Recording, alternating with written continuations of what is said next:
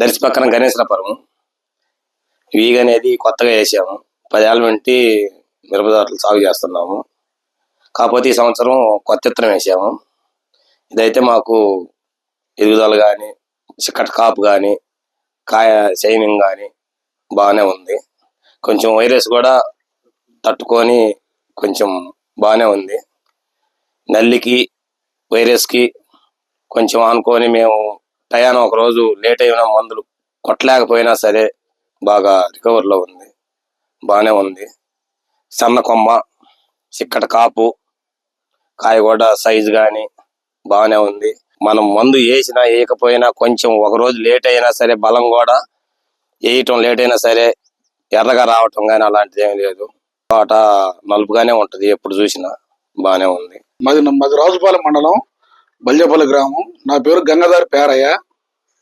ఈ విత్తనం ఒకసారి చూడండి, ఇది వేగానే విత్తనం. ఇది పూత గాని కాయ గాని మొన్నటిదాకా పొలలే ఉన్నాయండి. దీంట్లో ఈ మధ్య ఇది విపరీతంగా పెరగడం కానీ ఏదైనా కానీ మందులు కాదండి, విత్తనంలో ఉన్న దమ్మ ఇది. ఇది నలిని కూడా తట్టుకునే కెపాసిటీ విత్తనానికి ఉందని మేము అనుకుంటున్నాం అండి.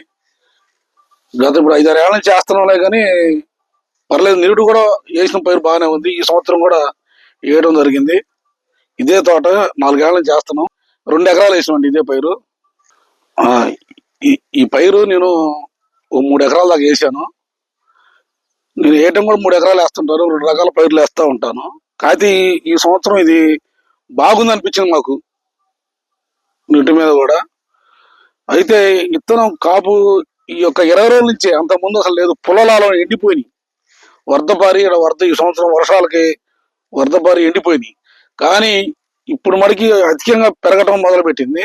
ఎక్కడైనా సరే చాలా బొబ్బర కూడా మళ్ళీ కాసే మూమెంట్కి వచ్చింది. బొబ్బర చెట్లు అనుకుంటున్నారు, ఇది కూడా మళ్ళీ కాపుకి వచ్చింది. ఈ విత్తనాలు ఉన్న గొప్పదనం అట్లాంటిదండి. ఈ విత్తనం మనకి ఏదగింది అన్ని రకాలుగా, అన్ని విధాలుగా రైతులు వేస్తా ఉంటారులే కానీ ఈ విత్తనం మనకి ఏదగింది.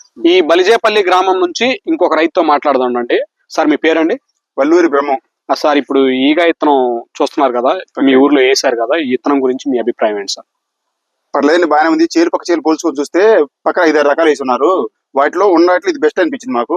ఈ సంవత్సరం కొంచెం నల్లి ప్రభావం బాగా ఎక్కువగా ఉంది కదండి, ఇలాంటి పరిస్థితుల్లో ఇది ఎలా ఉంది?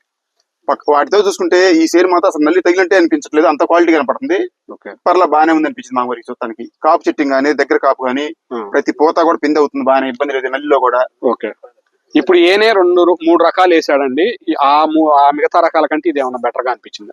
దాంట్లో ఎక్కువ శాతం బొబ్బరవ పడుతుంది. దీంట్లో ఏదో ఒక చెట్టు కానీ పెద్దగా ఏం లేదు, బాగానే ఉంది. దాని మీద కాపు కూడా కొంచెం దగ్గర అనిపించింది మిగతా విత్తనాల కంటే. ఆ విత్తనాల పేర్లు అయితే వద్దులేండి, వాటికంటే ఇది బెటర్ గా ఉంది. కొంచెం చూడటానికి మాత్రం చాలా బాగుంది. ఓకే, చూడటానికి బాగుంది. ఇప్పుడు పూత కూడా ఎలా ఉందండి? పూత కూడా ప్రతిదీ పిందేటట్టు, పూత కూడా చిక్కదనంగా వచ్చింది. చెట్టు కూడా బుట్టలా బాగా నీట్ గా వస్తుంది. మార్కాపురం జిల్లా పుల్లల చెరువు ముటుకుల దగ్గర అక్కపాలెం అనే గ్రామంలో ఉన్నాము. ఈ విత్తనం వేసిన రైతు. సార్ మీ పేరండి? చెన్నయ్య. మీ నాన్నగారి పేరు? వెంకటేశ్వర్లు. మీరేం విత్తనం వేశారండి? ఎక్కడ తీసుకొచ్చారు? సార్ ఈ విత్తనం వేశారు కదా, మీకు ఏమనిపించింది? ఈ విత్తనం బాగా సైజు ఉంది, కాయ చిక్కదనం ఉంది, బాగా కాసింది. మళ్ళీ వచ్చే సంవత్సరం ఇది వేసుకోవాలనుకుంటున్నాం. ఇప్పుడు ఊళ్ళో చాలా రకాలు వేసి ఉంటారు కదా, వాటికంటే ఇది బెటర్ గా ఉంది అని అనిపించిందా? బాగానే ఉంది. విత్తనం కాపు బాగా చిక్కగా ఉంది, చూడు బాగానే ఉంది కదా. కాయ రంగు అది ముందు మీకు నచ్చాలా, మాకు కాదు. ఇప్పుడు వేసిన వాళ్ళు మీరు చెప్పే అభిప్రాయాన్ని మేము తీసుకుంటాం. ఈ సంవత్సరం కొద్దిగా నల్లి అది కూడా ఎక్కువ ఉంది ప్రభావం. నల్లి ఉండగా నల్లికి కొద్దిగా తట్టుకోగలిగింది. ఇలాంటి పరిస్థితుల్లో ఎట్లా ఉంది సార్? ఇలా పరిస్థితుల్లో తట్టుకోగలిగింది, బాగానే ఉంది. మీరు ఎన్ని ఎకరాలు వేసారండి? 2 ఎకరాలు వేసినాం. 2 ఎకరాలు వేసినారు. మీరైతే సంతోషమే కదా. మిగతా రైతులకి విత్తనం గురించి ఏం చెప్తారు మీరు? విత్తనం వేసుకోవచ్చు అనుకుంటున్నాను నేనైతే. నెంబర్ 1